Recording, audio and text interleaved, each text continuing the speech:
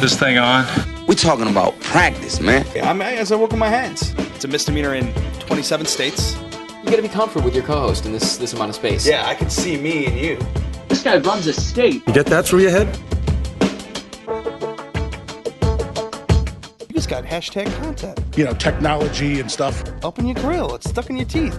Now I have to mark them so I don't get to lick mine. You're not really that stupid, are you? Quavos.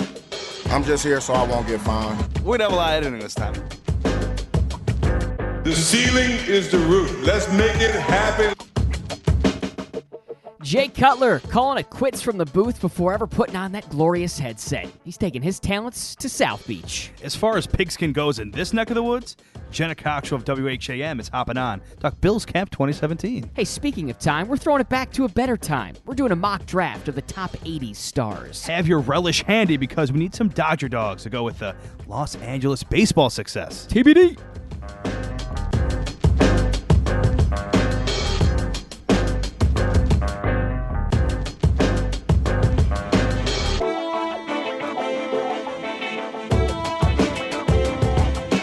To be determined, episode 23, previously recorded from the studio in Mom's basement. At Sports by Bond, Stephen Bond. With at Trabs Matt. At Scooty Minx. Matt Traybold. Is that it for the handles? Is me. That is you. That is you. An awkward intro. Awkward. Welcome to the Michael Jordan episode. Not going to say it's the greatest of all time, but it should be a great one. Hit him with an MJ. Hit him with an MJ. We going to hit you with an MJ, people. We got a good show. It's a packed show. A first for TBD. Oozing with good stuff. Oozing with talent. It's Bills Camp Week 2-ish. Pro Football Hall of Fame induction. Jay Cutler to the Dolphins. PGA Championship professional. That's just in the A block. We're going to welcome on our first female FOTS. Jenna Cottrell. Jenna Cottrell. Wham fam. Yeah, what part Just of the like this guy. part of the Wham fam? Your co-worker, Jenna Cottrell. Yeah. We're talking a bunch of segments, as you alluded to. The Dodgers have been on an absolute tear, so get the Dodger dogs out for L.A. Nice and smoky. Yeah. A good bun. You need a good bun. And our female correspondent, Ashley Carter, on to talk stars. Where are they now? We're going with the 80s to kick it off as a tribute to the elder statesman of the show. Yeah, and I was about to say, along those lines, you're pointing at me. You're the only 80s lad or ladess on this episode. Correct. Me, Correct. Jenna, Carter. All born in what, 2000? The 90s. I love the 90s. Oh, God. Ooh. All right, so that's what we've got planned for the show. We begin the 23rd installment of To Be Determined by talking about the current events. Jay Cutler signing with Miami, the former Bears quarterback ending a brief retirement to sign a one-year deal up to $13 million, $5 million guaranteed, $5 million in what, bonuses and $3 million in incentives for the Miami Dolphins. Head coach Adam Gase recruited Cutler pretty hard in this one. The two were paired in Chicago when Gase was the OC. It was Adam Gase's most successful year as an OC, and it was Cutler's most successful year in Chicago. So the marriage of the two only seems to make sense. How, if at all, does this change the Dolphins season? I'm not sure. I mean, we were just watching some highlight videos. He has been a good NFL quarterback before, but that's just seemingly not what he is right now. Yeah, it wasn't in the last game of his Bears career, his Bears tenure against Tampa Bay. Tampa Bay ate him alive, and that's a good defense for the Buccaneers. But, I mean, you think Jay Cutler, you think the upper echelon of the league. And yeah, he looked the anything name. But. He looked anything but. Sorry. I thought you said he looked like a butt. I was like, well, interesting take. That's the new one. So, I mean, obviously at his age, Not you referring wonder... to his Instagram, by the way. Sorry. Just wanted to clarify. Oh, I do remember that. So you don't know at this age what the wear and tear is. You just hope, if you're a Dolphins fan, that in terms of like the muscle memory and just being a natural talent at this game, that's still deep within him. And the Hopefully marriage, not too deep. Right. And the marriage of Adam Gase again. You would hope to rekindle some success if you could. I mean, that's a good offense down there. They've got great wide receivers. I think a pretty decent offensive line. You've got a really good running back. It's a top-tier running back, I would say. Yeah. So, yeah, you would think with that defense down in Miami, because that's a talented defense, It again, is. that really the quarterback is the missing piece, and isn't it always the NFL is the missing piece, but you would hope that maybe it does something. But I'll throw this out there for you.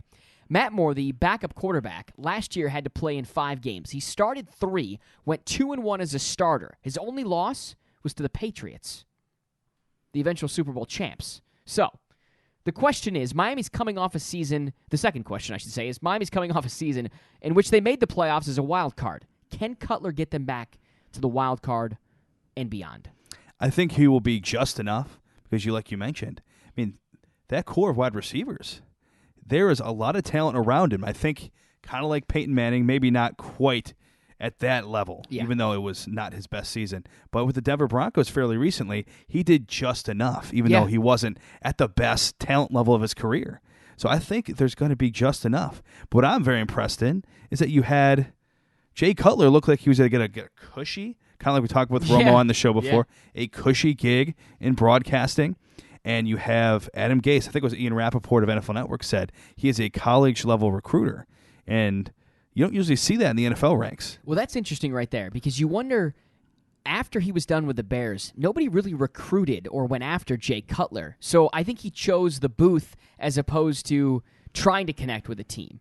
You wonder how much the recruitment and the desire on Adam Gase's part to bring in Cutler weighed in on his decision to come out of his, quote, brief retirement.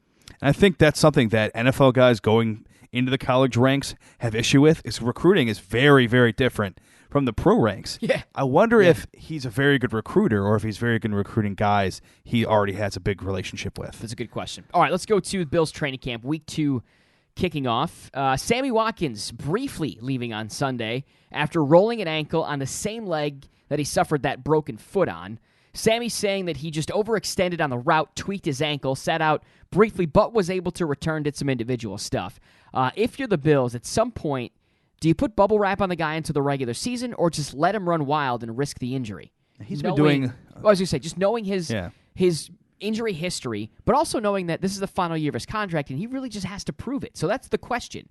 You know, do you let the guy go out there and prove that he can play through some pain, or do you just put bubble wrap on him and say, okay, just get to the regular season, then do your thing. We'll roll the dice then. Just the injury history is what really makes that an interesting question. But in all the days of camp, this 2017 installment for the Bills that I've seen, he's not really been doing much in terms of very strenuous things. It's mostly off to the side for just about everything. So it's a matter of... So it seems like they're going with bubble wrap then. Yeah, but it's a matter of, do you want the guy to not really have the seasoning when it comes to the actual... The reps. Yeah. Shake off the rust. Yeah. Yeah. Or do you want him to be healthy? But if he's also got rust on him from the offseason, it's kind of a tough... It's a tough... So I don't have that job. Well, I'm glad I don't, because that's a tough question. That's a tough decision to make, and I'm glad I'm not the one making it. It's different levels of ready. Levels of ready. It is. I tend to lean towards the bubble wrap approach.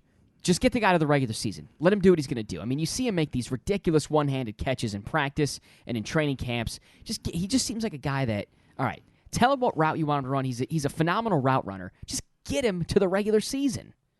All right, the last football news that we have for you. Pro Football Hall of Fame class of 2017 inducted on last Saturday. LaDainian Tomlinson, Jason Taylor, Jerry Jones, Morton Anderson, TD, Terrell Davis, Kenny Easley, and Kurt Warner, all being inducted. I mean, talk about a Hall of Fame class. My goodness. That's a big class. That's a stacked... I mean, who's the weak one out of this? Well, I mean... Hard to say. Kenny Easley had to wait a while, but I don't think you necessarily put too much on that. Yeah, Kenny Easley had to wait. TD had to wait a little bit, but they're still great players. And what a night of speeches. Yeah, I mean, really, the notes that we had quickly on this one were a night full of inspiration, memories shared, and emotion. And that's really what we got we watched a number of these highlights because we didn't get a chance to see all of them. But we watched the highlights of a majority of these guys, and one inspirational story after the next. And obviously there's the emotional thank yous to friends and family, but even Jason Taylor was thanking his former agent and getting very emotional about it. So you see how...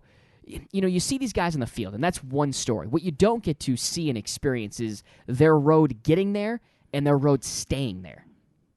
And that's what you get the brief window in when you hear from these guys is that this is really what it took. And again, these are only 15, 20-minute speeches. But you get a brief window into this is what it took for me to get to this place in the NFL. And this is what it took for me to stay there and eventually to be immortalized in Canton. So my favorite moment had to be during the Terrell Davis speech. And he has these two very young boys. Yes. And he's addressing them, and the camera's on him. And I'm not sure if they quite know that Dad's addressing them. And he's emotional while saying this. Yeah. You know? And one is all about just showing Dad, just presenting his box of candy like, Dad, you're all the way over there. Yeah. You're not going to stop me from eating this box of candy. And the other kid is making awesome faces. Yeah. So that was my favorite Two moment. fingers in the mouth, tongue yeah. out. The one kid had the Sour Patch Kids. He was just shaking like a maraca in front of Dad, and the wife's there like crying emotional that her husband is going through this and finally being like, immortalized. And the kids are like, ah! At one point, the young daughter, is just playing with a cell phone, and the cameras run on her. It was like, oh my God, poor Terrell Davis. He's like pouring his emotions out to his family, and his kids couldn't care less, and the wife's bawling her eyes out. It was a hysterical moment. So that was my favorite moment. Favorite line is something along the lines of what Kurt Warner said. Okay. In terms of you have to allow yourself plenty of opportunities to impact others and to be impacted. So I really like that line. Yeah, he was great. I loved Kurt Warner's speech. I thought he really nailed it. And just one last thing that I saw, one last observation. NFL Network did very well. 3 guys that work for NFL Network right now as broadcasters, and Terrell Davis, LaDainian Tomlinson, and Kurt Warner. Yeah. Look at them. Man. That's NFL Network it's Hall a good of Fame calling class. card for that crew. LT had some good lines too. Talking about the history of his great-great-great-great-grandfather, I think whoever it was 3 greats. who was a slave. Yeah. And then he grew up on the same property that his father once, or his great-great-great-grandfather once tilled, and just how he used that as motivation. Again, that's the insight that you don't get during his playing career, that you're not going to get, that he's willing to share years down the road. So great stuff all around. That's a fun. I've covered it one time. It's a fun little event. Sometimes it can drag if guys go too long, but this was a great class. If you get a great class like this, it's almost worth just taking the drive if you don't have a dog in the race necessarily, just because it's such great names. You don't have to wear a jersey. Exactly. All right, let's go to the PGA Championship. That's upcoming this week. The 99th PGA Championship from Quail Hollow in North Carolina. And by the way, they've got a great logo. There's so much whimsy in not only the course name, but also that logo. There's a quail tail all up in it. Yeah, it's great. It is. Just Google it. So much whimsy. It's good stuff. Who you got, man? That's the question. Simple one. He's not as high as maybe some people might think on the odds, but I'm going to go with Hideki Matsuyama. Or as Chris Vernon said on that now infamous song on ESPN Radio Memphis, Hideki Matsuyama. Oh, boy. I mean, he's leading, the FedEx Cup and that's points? the thing. He is leading the they're not called the PGA Tour standings. Right. But the FedEx, because, hey, you got to sell people it. got to make money. Yeah, exactly. But he is leading the FedEx standings, which I was fairly surprised to see going into this event. Good pick. So it's not like a dark horse by any means, but I was a little bit surprised he's pretty down in terms of the odds list. 12-1 were his odds. I mean, that's a good pick. I like that pick. I'm going to take Rory, and it's very simple. Rory holds the course record at 61 at Quail Hollow. QH. His odds are 7-1. 2 years ago, he's won at Quail Hollow twice for the Wells Fargo. 2 years ago, he carved this course up, was 21 under par when it was all said and done after the 4 days. Nice roast quail. I mean, my goodness. So I like either of those guys. You wonder how DJ's going to do. He has struggled as of late. You wonder how Jason Day's going to do. He's struggled. What does Ricky Fowler bring? And, of course, what does your U.S. or your Open champion Jordan Spieth bring to the table? Can he win the last 2 majors of the year? Yeah, it's a big question with DJ because, yes, for the first PGA Tour event right after the Open, played very well. But in terms of majors, it's been well documented, not just here on this show, but all over the place. Majors have been a bugaboo of recent times. And it's definitely interesting stuff. It is. All right, bump music in. Around the corner, we finally convinced a female other than Ashley Carter to join us on the show. We are thrilled to bring on FOTS, Jenna Cottrell. She's going to talk about Bills camp. She was out there today on Sunday, the day we record the show. She was up close and personal with a bunch of these guys, figuring out what has been going on around camp. She's got a couple interesting stories. Stick around. It's worth listening to one Ms. Jenna Cottrell.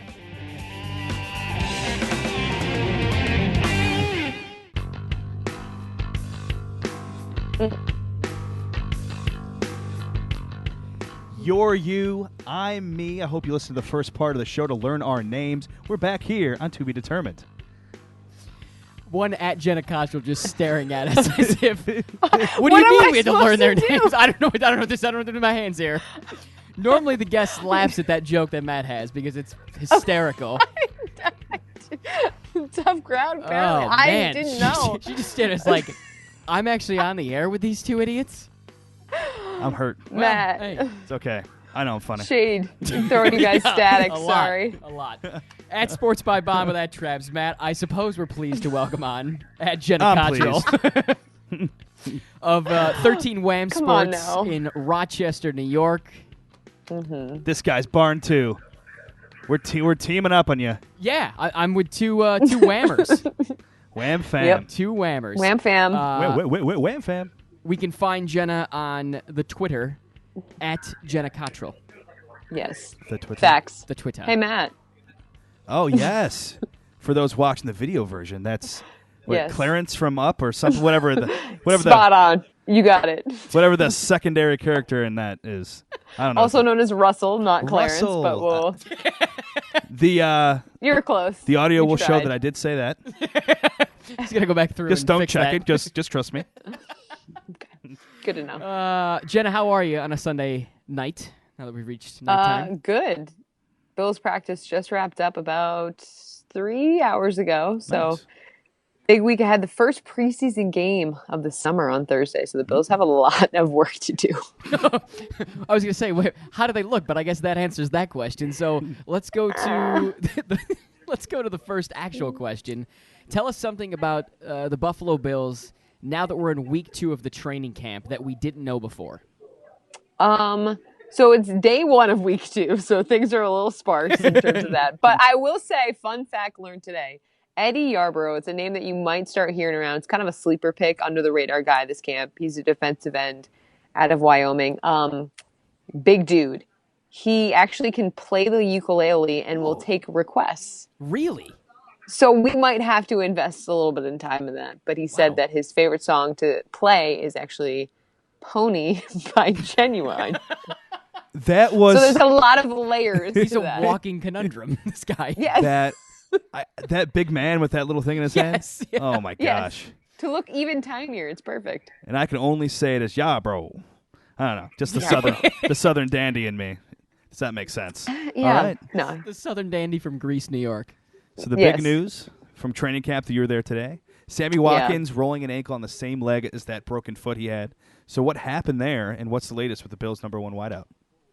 So basically, they were doing drills, just running routes versus air today. And Sammy he had a beautiful, honestly, one-handed catch. Kind of came down on his feet a little bit weird. And he was walking with a bit of a gimp. So he and one of the trainers went to the tent. They were in there for probably around 10, 15 minutes. They ended up just rewrapping that ankle. Sammy came back. He initially was just on the sidelines only, and then he started doing individual reps. But we talked to him after practice, and he said basically he just kind of twisted that ankle. Nothing major. He said he was planning on icing everything, and then he expects to play. He says he's going to be all right. He just had one of those incidents where, you kind of come down on your leg wrong. But, I mean, it is something to note that it's on the same leg that he's had those nagging foot problems. But he says ice, and he'll be back to practice. So hopefully that is the case. Every day. It's too bad. Every I know. year it's something with this guy. And I know. You say but that, I really think that this is the type of injury. I don't even want to call it an injury, to be Okay. honest. I just think it's one of those things that you kind of happen, and it's like, oh, when I do it walking to my car at night, you're like, oh, whoa, shouldn't have done that. I know the history, obviously, behind Sammy, Right. and there's that reason for concern, but I really don't get the impression that they're trying to hide anything or that, there is a deeper seated issue. I just think it's kind of like, okay, that happened, and he'll get back to practice tomorrow. and he got back to practice today, too. He was back running. Yeah, Took a few he plays was. off and then right back to it. So you look at it like, okay. He did it's only individual work. Okay. But all still. right.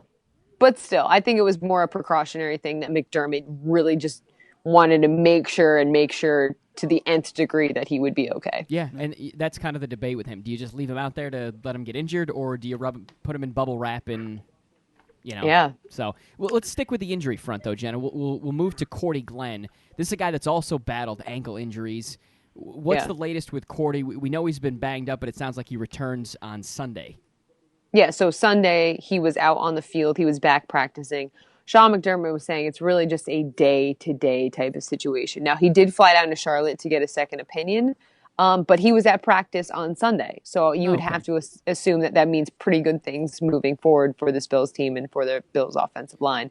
But it's always concerning, just, again, considering the nature of his past injury history.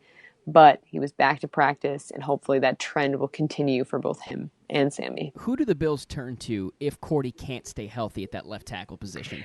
See, that's the interesting thing, because I feel like Sean Henderson is really kind of coming into his own. But remember, he's suspended for the first couple games of the season.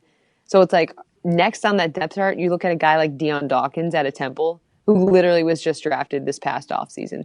So he's kind of been thrusted into this spot of being and knowing that, okay, he could actually have some serious playing time. He's struggled a little bit during the beginning of camp, Dawkins has, but I think he's kind of been able to settle in a little bit more. But again, he's staring down the opportunity of he might have to play, and he might have to I get nervous even saying the word start, but they're pretty thin at that spot. Not good. So getting up in front of a group of people and saying things that most don't know about you, that's a lot of times like a college course, maybe a little freshman seminar action. Right. But Sean McDermott has been instituting that with his players in morning meetings. How receptive are these hulking human beings at talking about their emotions? Well, that's the thing. I mean, Sean McDermott said that he's never really done this with a team before. And a lot of the guys on the team that I've spoken to, they've really never even done this before. So they kind of have a show and tell. One person talks about who inspires them, why they're playing, all these things. And the players have loved it. They really have. Like everyone that I've talked to, you have Preston Brown, Jerry Hughes, even the rookies have really enjoyed getting to know, that other side. You see one of the guys on the field, you don't know their backstory. You don't know why they're playing. You don't know their history. And to hear that, Jerry Hughes literally even said it's been great to get to know the man behind the helmet. And I think that really is going to do things for the team just in terms of building that chemistry earlier, than other teams. And then also, when you know someone, you want to play harder for them. When you're friends with them, that's just the nature of the beast. Yeah, that's a great point. That's a great point. Well, we're going to get our first look at a Sean McDermott team on Thursday, when the Bills welcome in the Minnesota Vikings for the first preseason game of the first game of the preseason is what I should have said. Yeah. You got it. It's fine. We're getting there. Roundabout way, we'll get there. The starter's obviously not going to play too long. So what position should we look at on Thursday? I think one of the interesting things for me, actually, Sean McDermott said the starters are going to start and play one quarter, so it will be a pretty quick showing for them, as expected. But still, it's a little longer. A quarter is longer. Better than a drive. Yeah. So I think where I'm really looking at is just in terms of running backs. You obviously have Shady. We all know what he can do, but seeing a guy like Jonathan Williams kind of be put into that position of Mike Gillislee is gone. He was a great 1-2 punch with LaShawn, but now you have a guy like Jonathan Williams. He's only his second year in the league. Like, will he be able to take that big step? Last year, he really didn't have. He had less than 30 carries, and he had 2 fumbles. So you want to be able to see if, and then where's the depth even behind him? I think that's the thing with this team this year. There's a lot of people there's a lot of skill position players that are good, but then looking behind them, it gets a little dicey. And even you could extend that to wide receiver. I mean, Zay Jones is expected to be a great talent, second-round draft pick for the Bills. You have Sammy, obviously, but is Sammy going to be hurt? Sammy's obviously the number one receiver, but is he going to be able to stay on the field? How will Zay Jones translate his game to the NFL, being untested up until this point? And then you have, Walt Powell, Andre Holmes, Brandon Tate. Like, you have all these guys that we have to see what they'll be able to do. So we've completed 2 weeks of camp in terms of the calendar. So who are your MVP and LVPs so far? Ooh, MVP. Wow. I actually forgot to look into this question, but I will say, for me, the player that's kind of stuck out, I'm going to do the LVP first. Okay. And I hate to say it because I know that this is a year that he really needs to take that next step because everyone's waiting to see, but Tyrod Taylor, I just really haven't seen a great performance with him. I haven't seen any consistency, I guess you should say. Okay. Even today, watching the live reps, he had one throw that was literally it hit the outside netting to protect fans. I'm not even kidding you. Not good. Yeah, it was a little hospitality tent, EJ Manuel-esque, to be honest. And then the very next play, he got picked, which, again, this is on Sunday's practice. They had the day off on Saturday. But still, I just haven't seen him really be able to put together long-term drives. I think he's been throwing – every time it's like he'll be throwing the ball at their feet. Or it's just – it's not – I need to see him, and Bills fans need to see, this whole entire organization needs to see if he can take that next step. So we shall wait and see. But I will say MVP, my personal favorite is Zay Jones. I just think he's a great guy off the field in terms of, like, you can tell how excited he is for the opportunity. But I really do believe that he will have that zip that this team is looking for. And I'm hoping, and I know a lot of Bills fans are hoping, that he will be able to translate that game that he's had at East Carolina. So we shall see, but that's so far, I would say. All right, Jenna, real quick. You had 1 year of Rex Ryan for training camp. You're a couple of weeks into – I say that's the natural reaction. That's the absolute natural reaction to that this pending question. You're now a couple weeks into Sean McDermott. Quickly, just what is – if you can describe the difference that you've noticed in these two training camps. Because I had Doug Marrone went into – Rex Ryan, and they were, again, polar opposites. And then you look at Rex and Sean, and it seems to me, again, polar opposites. Yeah. Oh, 100%. I think Rex Ryan was very much, it's training camp, but it's an important part of getting ready for the season, obviously. I think Rex had that kind of laid back, jokey kind of attitude. He had a lot of assistant coaches. It was like, hey guys, like, yeah, we're here to practice. We're here to get better, but let's have fun in the process. Yeah. I'm not saying that Sean McDermott doesn't want to have fun, but you can tell he is so detail oriented.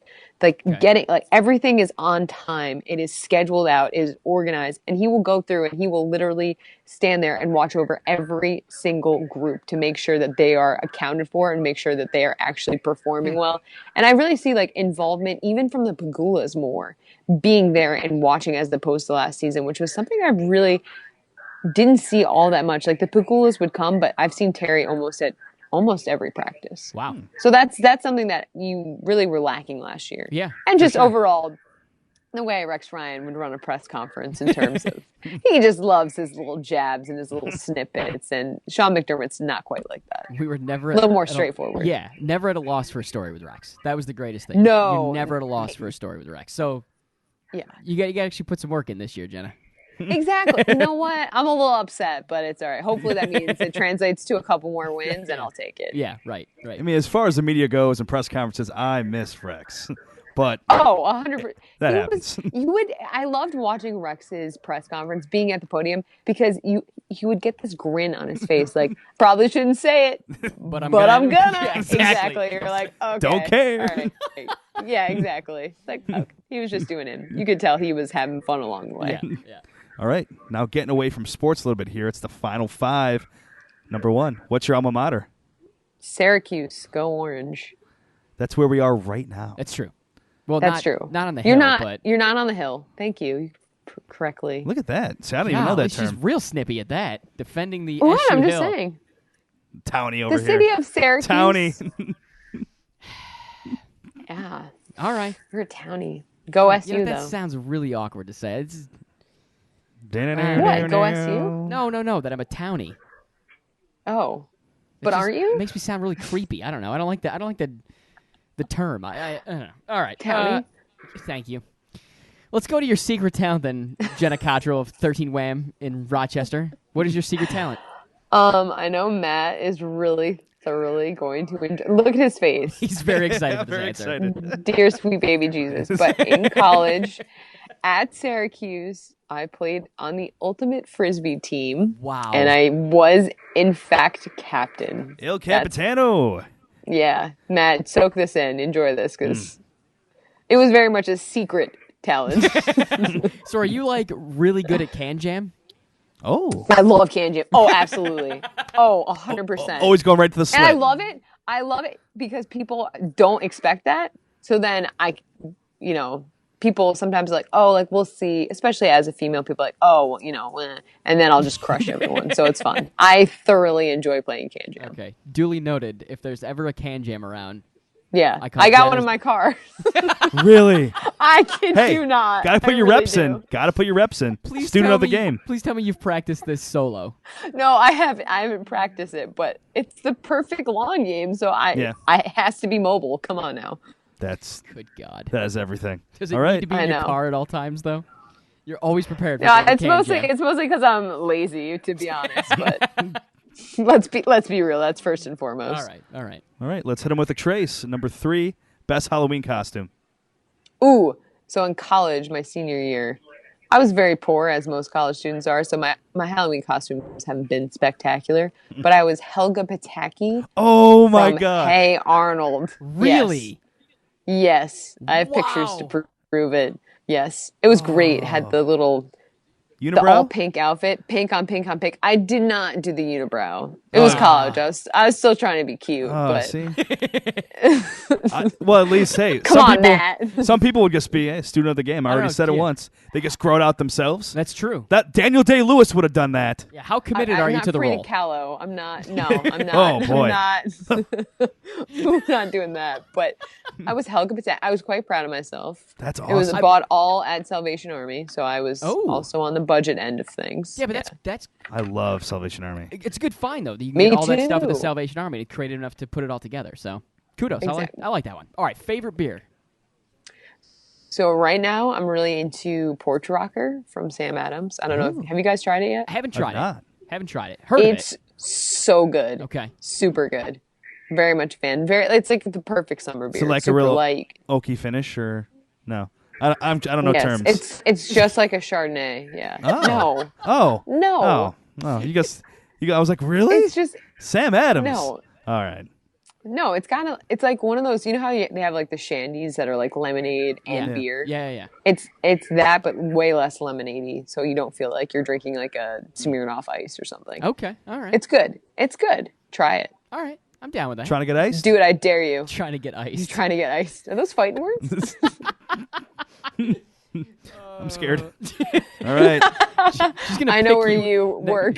Next time you walk into work, she's gonna have the frisbee ready. You're just gonna get it across the forehead. Face punch. All right. Where can we find you on the internet?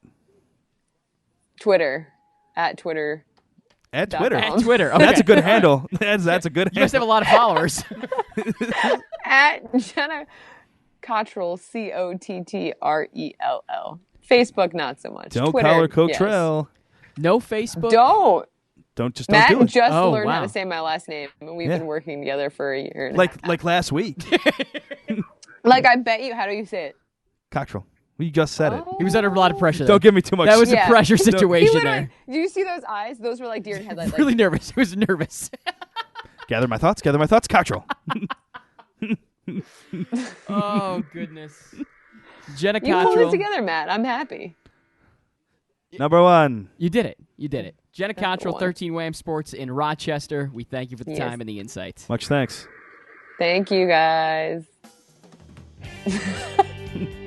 All right, bump music in. Around the corner, what are we talking about here? ESPNU making a transformation. The Ocho coming to life. Plus, the number this week, pretty interesting. And I got a beef with the city of Rochester. A serious beef with the city of Rochester. That's next on TBD.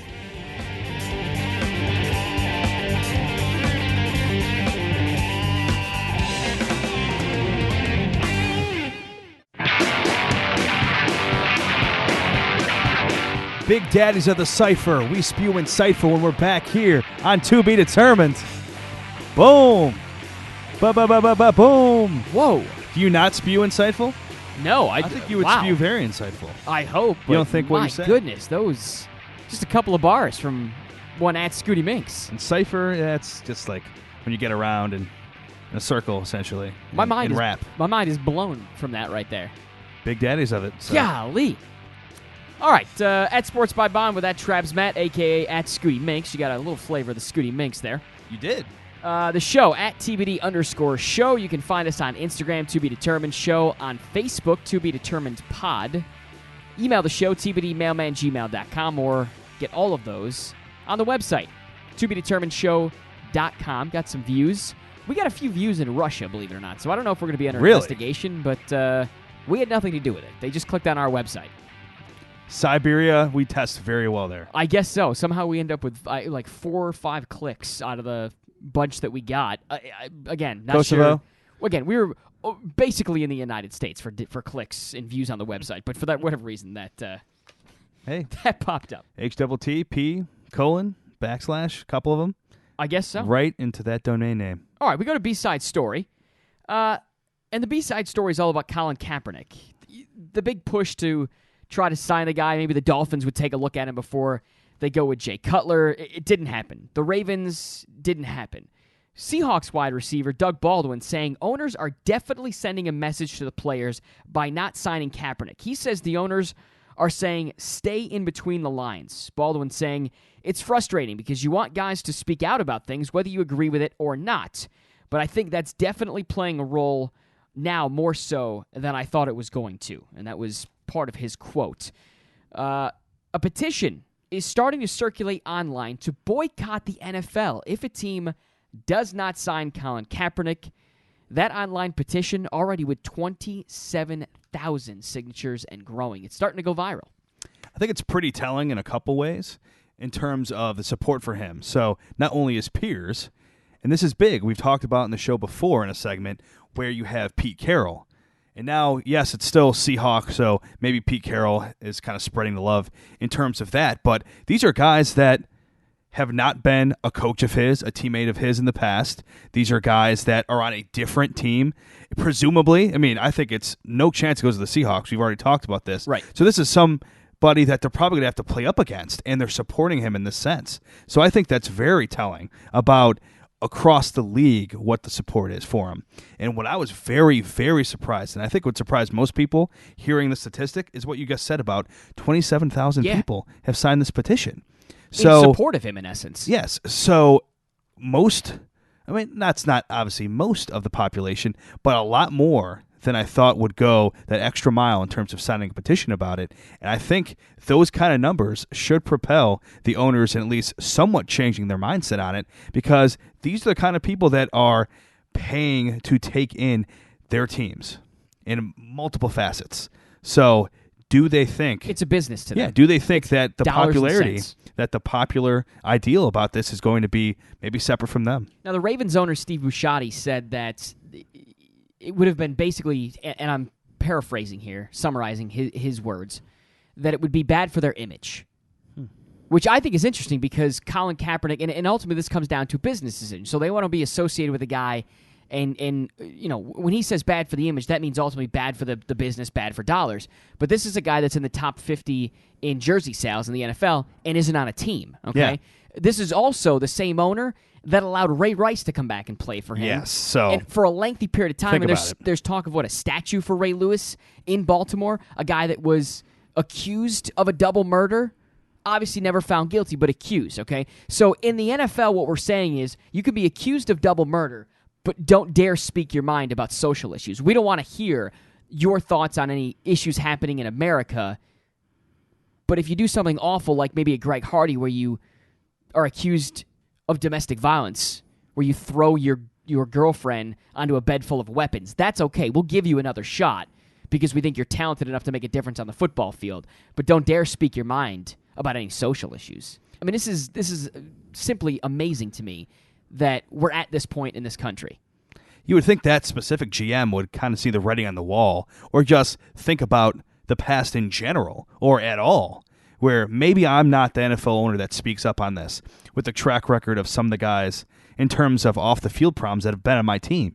You have to look at it, he's not a criminal. No. Like some of these other guys, he's being treated more negatively than. Yes. He's actually donated $1 million. He pledged to donate $1 million, and he followed through on that to different charitable organizations to support, I believe it was the All Lives Matter movement, but he also threw in money to support, I believe it was local law enforcement in somewhere. I don't remember if it was in San Francisco or where it was, but I know he's donated money to both sides of this cause. And he's been... It's amazing to me that he should be praised as an example of what to do. Speaking up for something that you feel is wrong, creating dialogue that affected not only other players in the NFL, but affected players in college, all the way down to high school. Matt, you saw it in Rochester. Players were kneeling for the national anthem, and it all started with Colin Kaepernick. This is a guy that started a national discussion, and we're chastising him. Yeah. Because of his thoughts. We don't look at what he's done. Don't look at what he's actually done by starting the dialogue and donating money and following through on his words and his actions. This is a guy that said something and went out and did it for the good, for the greater good of humanity. And we're not going to give him a job in the NFL because, what? Some people don't like his stance? Well, too bad. Yeah. Well, and Steve is referencing the World of Inquiry boys soccer team. It's a high school there in Rochester. And yes, I mean, they're a powerhouse, so it's very good in terms of a state level that happening. That's great. I don't get why Colin Kaepernick can't find a job. We looked at some of his statistics. His QBR was in the top 20. It was ahead of guys that had made the playoffs the last year, and it was ahead of guys that had won Super Bowls or at least made it to the Super Bowl. So the guy can obviously play. And if you're in desperate need of a quarterback, now what we realized is we grabbed Jay Cutler out of the booth, a guy that was done with football and really didn't look any bit of a Pro Bowl quarterback or any bit of a playoff caliber quarterback last year in Chicago. And in Baltimore, they pulled some guy from a third-tier Arena League team. Yeah. That's what you're saying, is that there were thoughts from the Dolphins that they were looking at. The reports tonight said they were going to look at Tim Tebow and Kyle Orton. Kyle Orton literally retired on his team at the end of the season. Didn't even tell anyone. Just took his money and ran out of Buffalo. That's who you're looking at? That's the example you want? I just don't get it. I really don't. Even if this is not the mindset that you like, it's still a mindset that you have to succumb to the fact that other people will support it. That's what I have to look at a lot. Well, he's got the right to do it. Yeah. He has the right to do it. I don't get it. All right, let's go on to by the numbers. The number this week, 43. As in the number of wins the LA Dodgers had over a 50-game stretch. The Dodgers completed the best 50-game stretch in MLB history since 1912. You remember that year well, don't you, Matt? No, I wasn't born then. No, okay, all right. I'm the only one that was then. LA went 43-7 with a 7-4 win over the Mets on Saturday night, last Saturday. The 1912 New York Giants went 42-8 over a 50-game stretch. That team won 103 games that year and went on to lose in the World Series to the Red Sox. The Dodgers currently on pace to win 115 games. The Seattle Mariners hold the record for the most regular season wins at 116, and they did go on to win the World Series that year. So can anyone stop LA at this point? I don't know. It's just all facets for them because, yes, they have all these absurd hitters. And we've talked on this show, I mean, just going into the Bellinger pot. Yeah, we've done whole segments on him. Out of nowhere this year, too. Yeah, and you mentioned Justin Turner. I know in that Mets series, one of the big things that went viral about it is this crazy leg kick on one of his home runs where he was barely on 1 foot, definitely not 2 feet. Yeah. And then you mix in them going out the trade deadline and getting Yu Darvish and adding him to a crazy staff with Clayton Kershaw and Alex Wood, et cetera, et cetera. So well-rounded. So well-rounded. And to do this and have better numbers in both halves so far than the Astros is so impressive. Going out and getting Yu Darvish to me is like the Capitals at the trade deadline getting Kevin Shattenkirk, and going all in. This was the year that Washington was supposed to go win the Stanley Cup. The GM had said it. They wanted to go win it. Now, I don't know if it was Magic Johnson, but I thought somebody in the Dodgers organization said, we expect to win the World Series this year. There was some talk of a championship on the brass of L.A., and it seems to be they're following through with the Yu Darvish trade. That you're beefing this thing up to say, hey, we're all in this year. No matter what happens, 2017 is our year. Even on the last day of the first half of this MLB season, when you had right the very last breath, they overtook the Astros for the best record in the MLB. You still thought, no, the Astros are definitely the best team in the MLB. Yeah. But now, with what they've done in the second half, they have not tapered off at all, even though they have plenty of young guys. You're like, okay, they really are the best team in the MLB. Yeah. And a very good, very top-heavy, to a certain degree, offering we have for MLB fans this year. Yeah. Oh, yeah. It's exciting. This year's been fun. This year's definitely been fun with all the offense and the wins and whatnot. It's been very exciting. If your team isn't good, then this year sucks for you. But if you're just the casual observer like I am, where I kind of just pick and choose, this is the most I've been interested in baseball in a long time. And that's the kind of interest level they need in terms of overall popularity going forward. Make it more than regional. All right, so the number this week is 43. We move, let's see. Yeah, we're moving to Get Off My Lawn. Now, typically, Get Off My Lawn, I get ragged on by family members, sometimes from Matt, whatever, that I'm just a curmudgeon and I complain too much. This week's complaint, everyone can agree with. I'm pretty certain about this. Yeah. This one, I'm fairly certain about this. So, went out and visited some people in the lovely city of Rochester the day before Park Ave Fest. Which is a big arts festival. Huge arts and fest. a big drinking weekend. So there's just a lot of units. And for those that don't know the Rochester area, Park Ave is the young, hip, urban area, and it's packed constantly. There's great bars, great restaurants, a lot of things to do on Park Ave. And one of the things they do is a couple of festivals on the Park Ave area. But it's a very busy place. There's a lot of parking done on Park Ave, ironically enough. So knowing that I'm not going to be able to park on Park Ave, I park on a side street. And I'm not the only one that had this idea because both sides of the street were lined with cars. I got literally, I'm assuming, because I drove up and down the street, what I'm guessing was the last spot on this particular street, and parked it there, and I came down to visit you guys. And as I go back to my car, what do I see on the windshield underneath the wiper was a parking ticket. Oh, you have it? I have it here. $50 parking ticket. What's the officer name? No, I'm just kidding. Well, it does have it on here somewhere, I believe. It always has the... Matt's going to look at it. I'm going to continue with the story. So I look, and I realize that I'm one of what has to be 25, 30 cars up and down the right side of the street with parking tickets on it. Now, I'm from out of town. Now, I lived in Rochester for 3 years, but now I'm an out-of-towner, and I'm not familiar with which side to park on. And normally you get the idea if there's all these cars lined up on the one side, you know, all right, I can't park on that side. But these cars are lined up on both sides. And I'm assuming at this point, and this is, again, the assumption, this is where I'm wrong, but I'm assuming at this point, all right, the parking officials are probably going to be a little lenient because they know it's Park Ave Fest and we can't park on Park Avenue because it's closed off. No, not the case. They were not lenient. They hand out the $50 ticket. So my trip to Rochester was capped with a $50 ticket, and it doesn't make me want to go back and participate in Park Ave Fest at all. This just sours the experience for me. I can't believe they went down and did that to an entire row of cars. I'm wondering how many streets they ended up doing. They cashed in.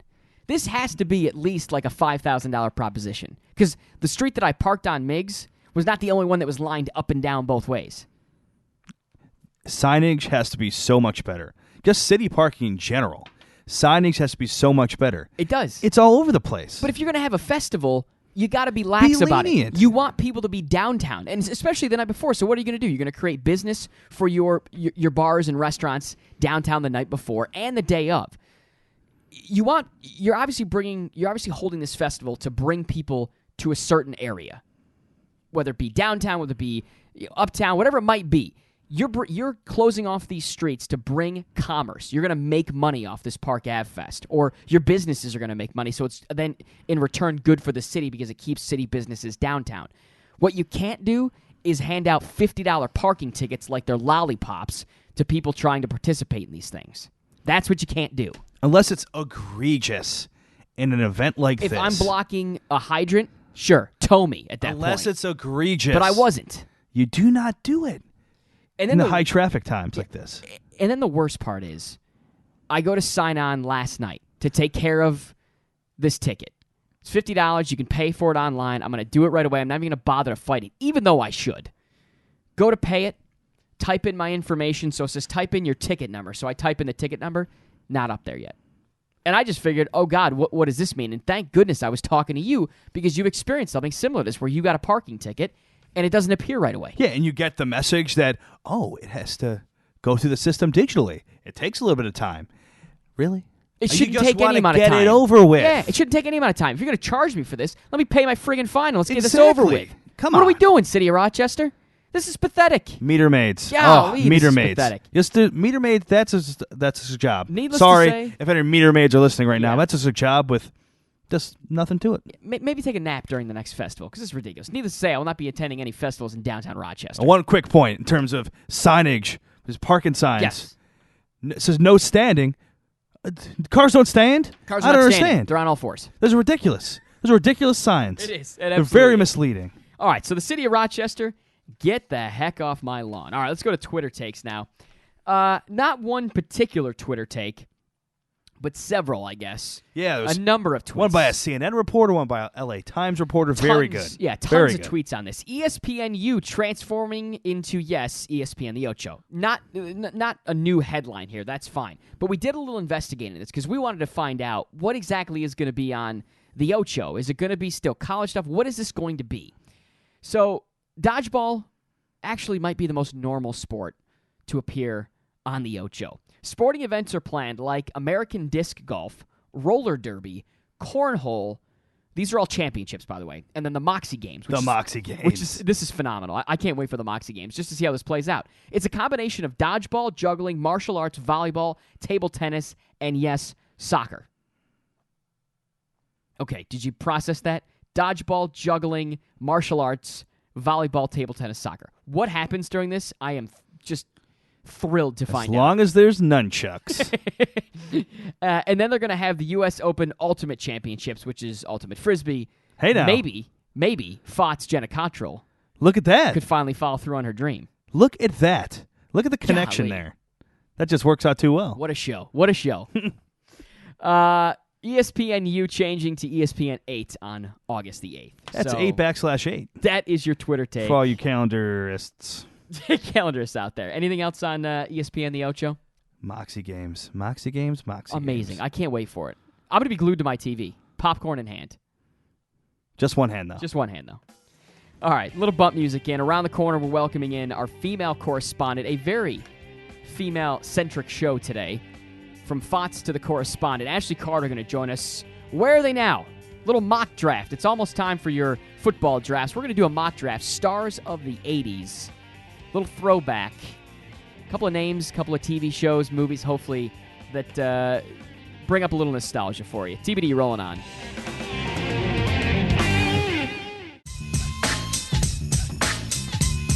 Recorded on a Sunday fun day, hopefully not mundane. Hey now, it's to be determined. We're back. God, that Trav's Matt. Always talented in bringing us back from break. Usually I struggle. That's from time to time. I think that's the fairest way to put it. Yeah, I guess it's an art form. It's a type of art. From time to time, you struggle. Strugs. The show at TBD_show. We are pleased to welcome on our female correspondent, one at Ashley Carter. Yay! Ms. Carter, how are you? I'm doing just great. I'm surviving on this Sunday fun day. It's been less fun day for me, to be honest. More actually Sunday, less actually fun.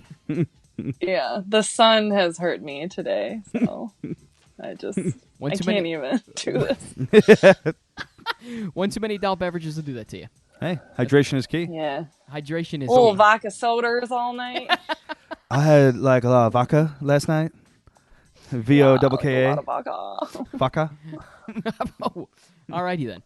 All right, we're bringing Ashley Carter on, typically to give us tips, hints, tricks, whatever you want to call it. Nice. On dating, on dress, on the female species as a whole. That only came off as offensive.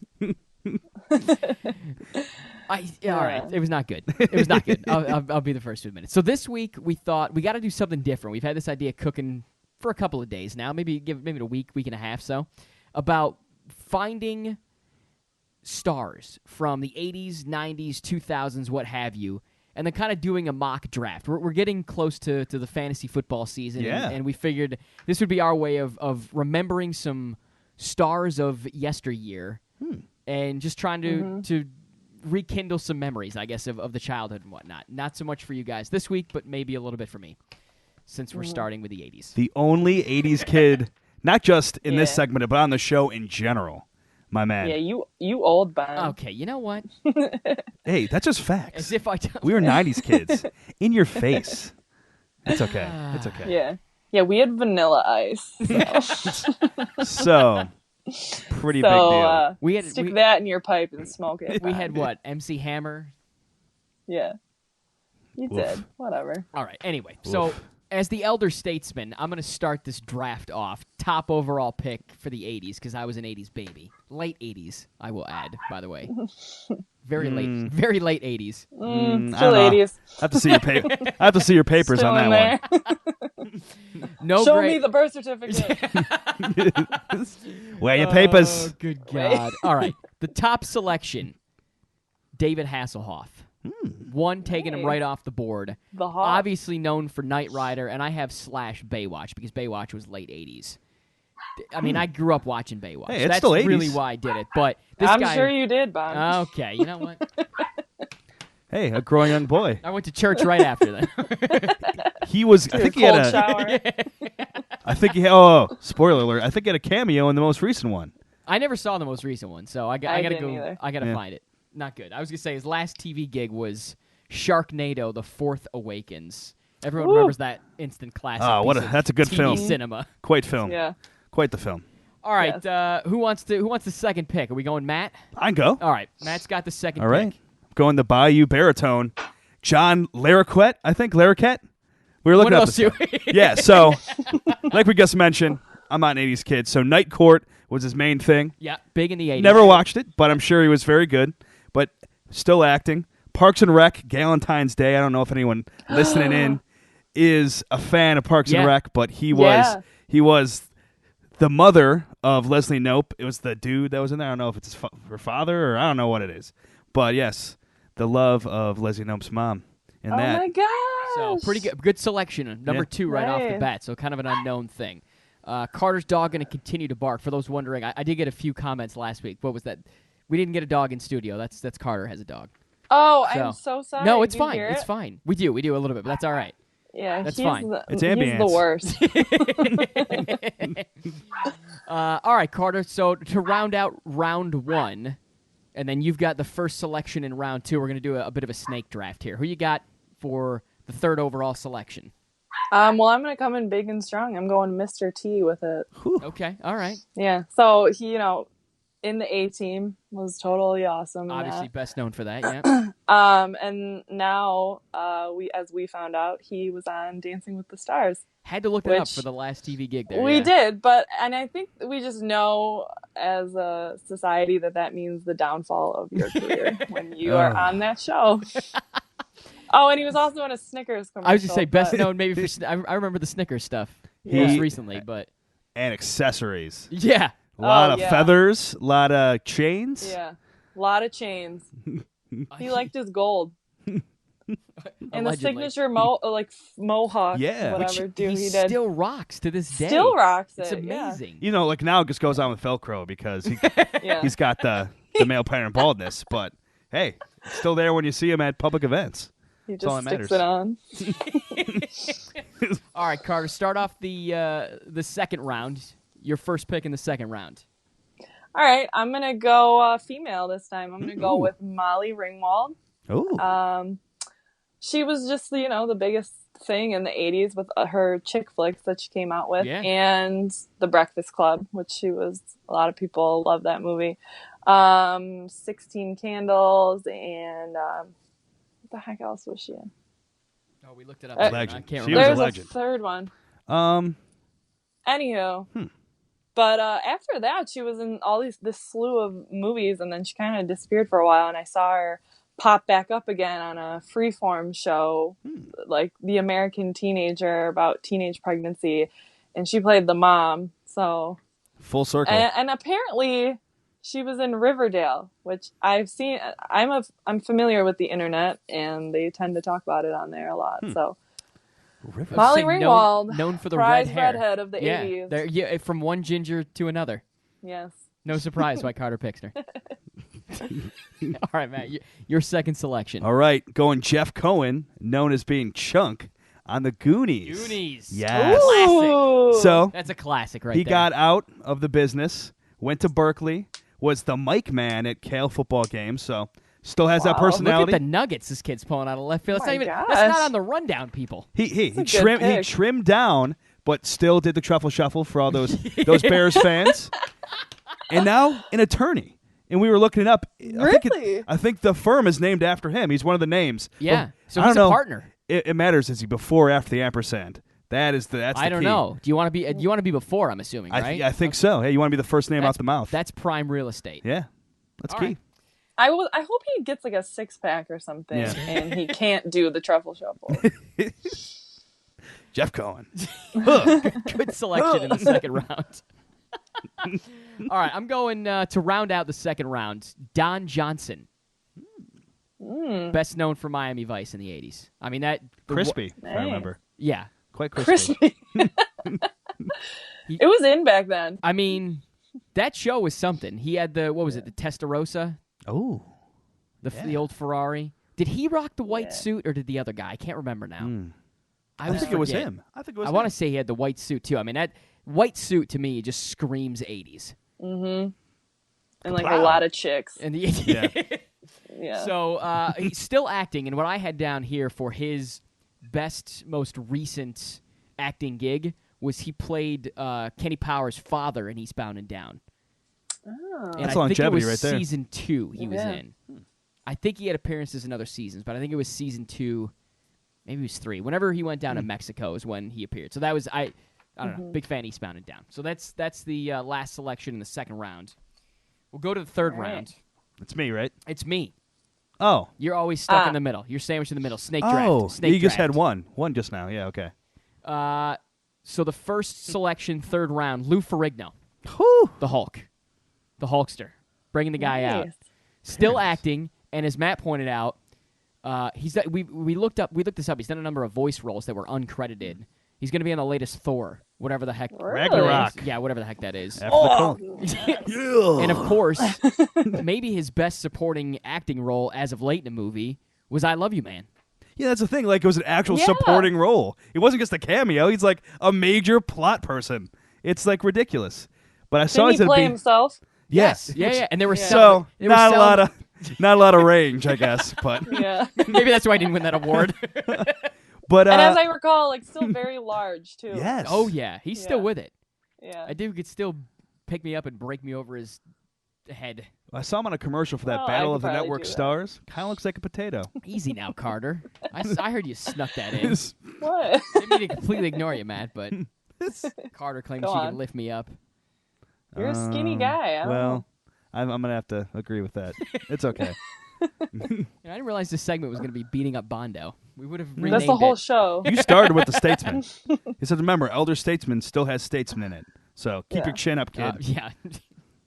Don Johnson would want it that way. Exactly. All right. So Lou Ferrigno, the first and the third round. We go to Matt now. Now, I'm going female as well on this one. Okay. Mia Sarah, who is Sloane Johnson? Sloane something. Ooh. From Ferris Bueller's Day Off. Yeah. Yes. Because that's, everyone talks about Topanga, but that's a smoke show Yeah. of the childhood right there. See, I like Topanga. Yeah. No, she's not. What They're a- both up Big there. on Topanga. They're both What up a there. name too, Sloan. Like when Sloan. you Yeah. have like a unique name like that, like they're usually hot Yeah, That's well, plus, true. yeah, you, That's you true. remember it. You kind of have to, Yeah. right? 'Cause Yeah. You can't like have to a pull it off. yeah, to pull it off. That's the big Have thing. you ever met an ugly Sloan? No, it's a town. Oh, in and then, Buffalo, so Entourage, too. Entourage. yes, Ugh. Sloan. You're right. Manuel Shariki. Oh my Golly. So, in terms of what she's doing now, not too much in the acting realm, but Mm-hmm. she is married to the heir to the Jim Henson Muppets throne. It's like Oh, So she doesn't really need to do much. Bill Henson, Bob Henson, she's all right. something Henson. Something Henson. She is married to that Henson. So, Golly. all that Kermit coin, it's coming. The Kermit coin. Is that a form of currency? Like, To her it is, I guess. Hey, whatever gets it. All right, all Carter. right, me now.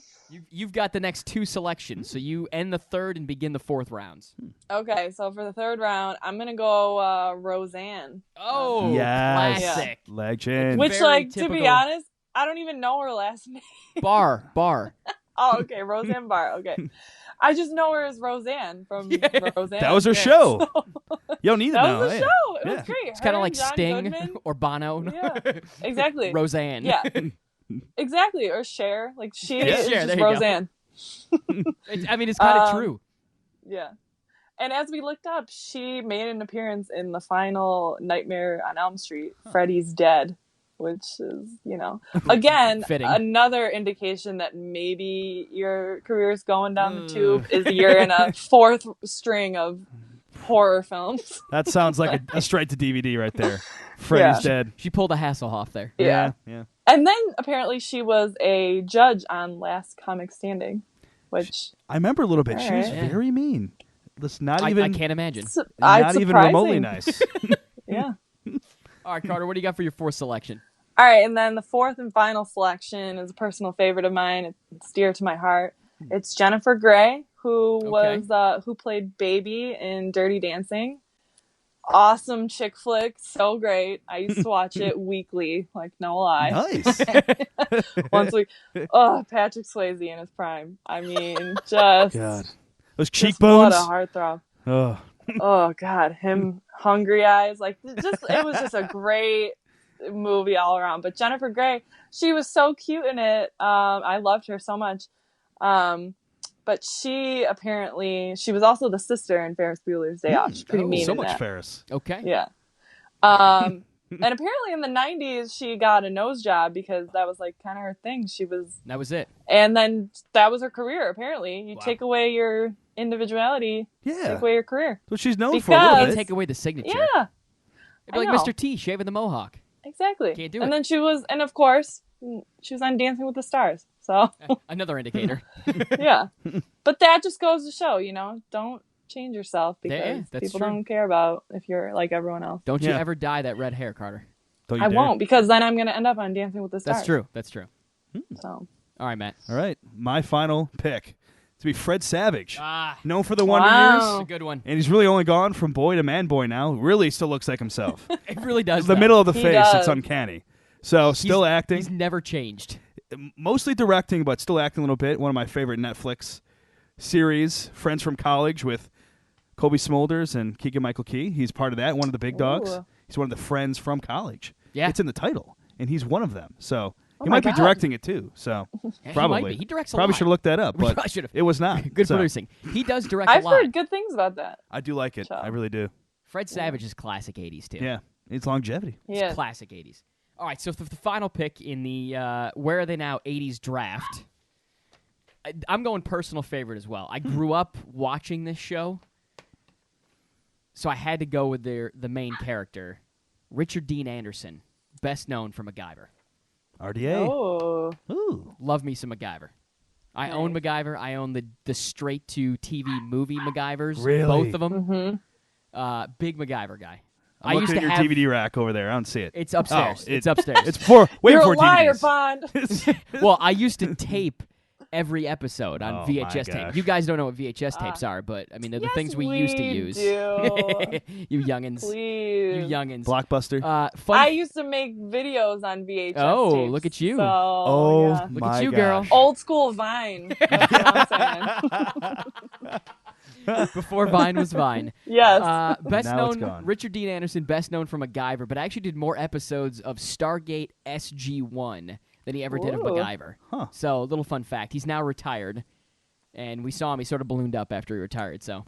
What's so big about him, though, I mean, you had SNL parody it with MacGruber, and Yeah, the right? premise is so big that he started that had its own movie, Yes. its own Yeah. series. Like Yeah. that means he means you're a baller. I mean, I'm pretty everyone sure. knows what MacGyver is. It's the stick of gum, Yeah. toothpick, and a thing of matches, and he created a bomb. Yeah. and a bunch of So. chutzpah. Yeah, okay, so. All right. It's like a phrase, too. Yeah, it's like MacGyver. I'm MacGyver gonna did. MacGyver my way out of here. He is a verb. That's definitely true. That's I true. forgot He about is that. a verb. Like, Good call. That's how you know.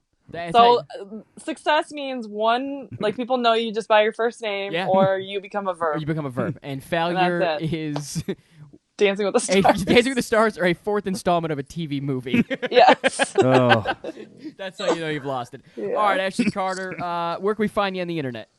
You can find me at Ashley Carter on both Twitter and Instagram.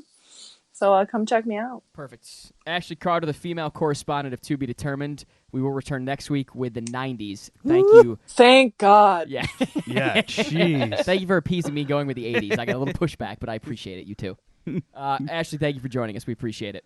Thanks. No problem. All right, time for It's Got Legs, a story that should continue to make some headlines throughout the weeks, months, and years to come. Steph Curry playing a little professional golf on the web.com tour.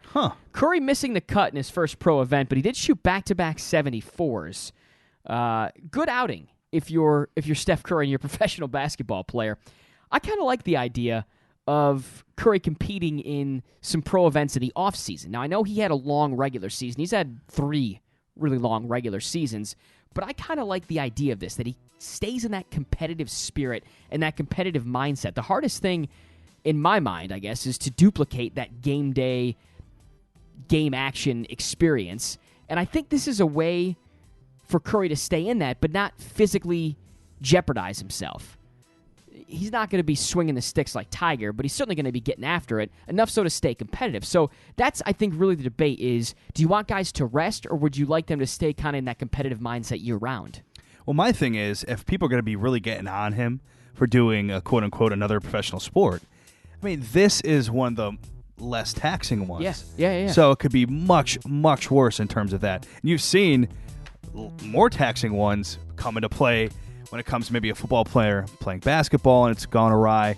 But I want to know, with the web.com tour, with other professional golfers getting into that tour, if it was easy enough for them in terms of comparison to Steph Curry. I wonder if he got in because of the celebrity factor. I hope not. You would hope not, but he probably did.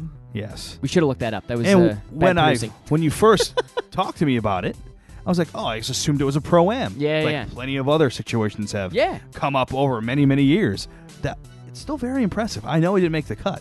Still very impressive that he can be something within a professional golf fan. Yeah. Hey, Bo Jackson was a baseball player for the better part of the spring and summer and early part of the fall. And really, when the fall came around, he had a nice little hobby of becoming a football player for a couple of years. Deion Sanders did it. Now, I'm not saying Steph Curry is either of those guys, but I do like the idea that you stay in that competitive mindset a little bit. So, all right, let's go to thank yous. Our thanks to 13 Wham sports reporter, anchor extraordinaire, Jenna Cottrell. Wham fam.